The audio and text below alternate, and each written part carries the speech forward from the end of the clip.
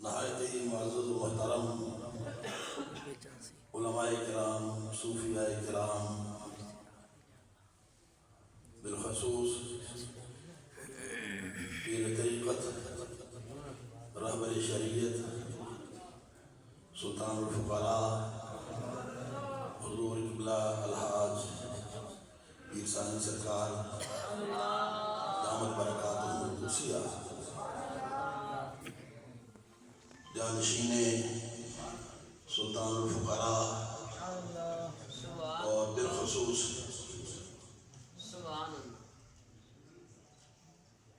طبیب مریضاں،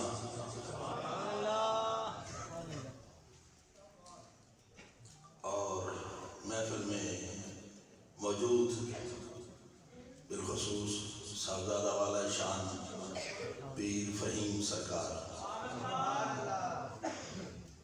تمام حاضرین و سامعین،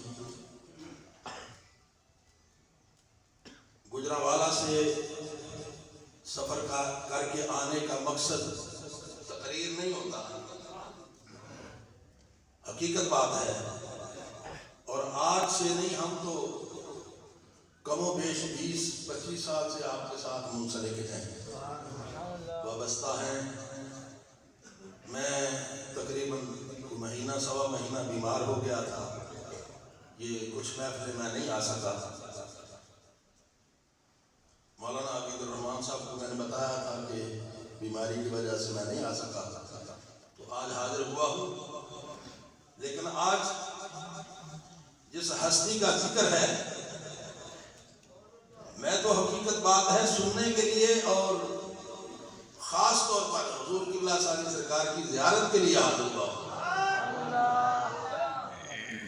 بس آپ کو دیکھ لینا، بہت سی بیماریوں کا علاج ہو جاتا ہے۔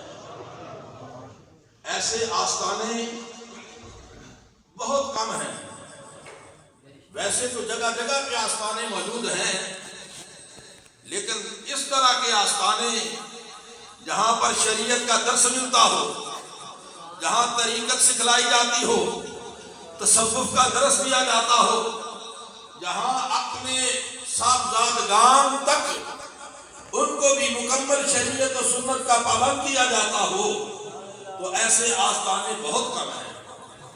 ورنہ تو ایسے بھی آستانے ہیں جہاں صرف لوگ کتوں کی لڑائیاں دیکھتے ہیں، مرغوں کی لڑائیاں دیکھتے ہیں، وہ بھی آستانے کہلاتے ہیں۔ لیکن یہاں پر جو اللہ کی رحمتیں برس رہی ہیں، حضور قبلہ والی سارکاباد شریف پیر اعظم سرکار رحمت اللہ علیہ، آپ کے آستانے پر جو رحمتیں برستی ہیں، کوئی آنکھ ہو دیکھنے والی کو اسے سمجھ آئے، حقیقت بات ہے۔ اور یہاں سے باغدرہ شریف کی طرف جب رخ کرے تو وہاں تو پھر اور بھی نور علی نور ہے۔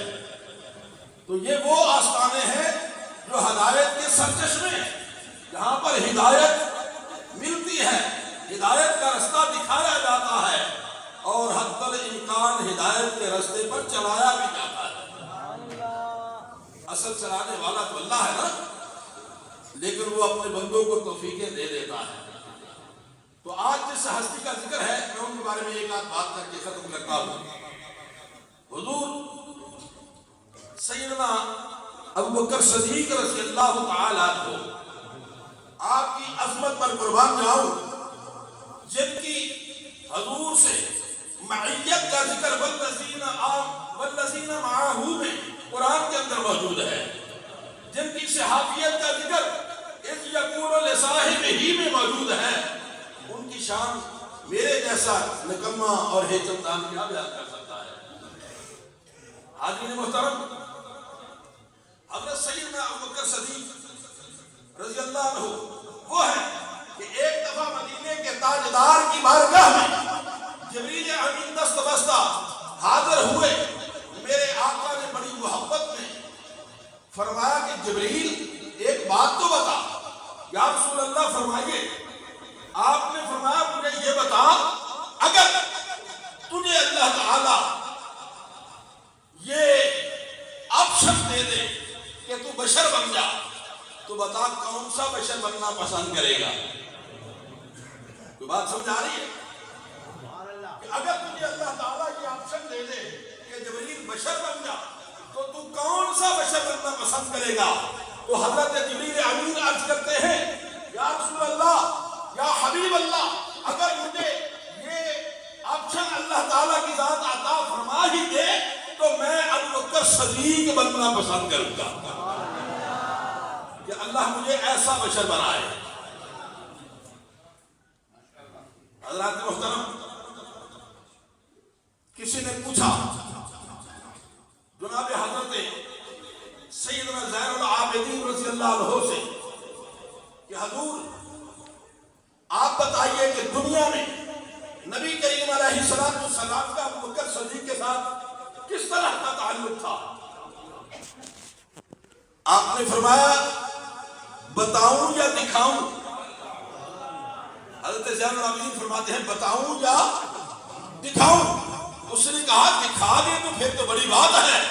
آپ نے اس طرح بازو سے پکڑ کے روضہ اطہر کے سامنے لے گئے، فرمایا یہ دیکھ جس طرح مزار میں اکٹھے ہیں نبی کریم علیہ السلام زندگی میں بھی صدیق اکبر کو اسی طرح ساتھ رکھا کرتے تھے۔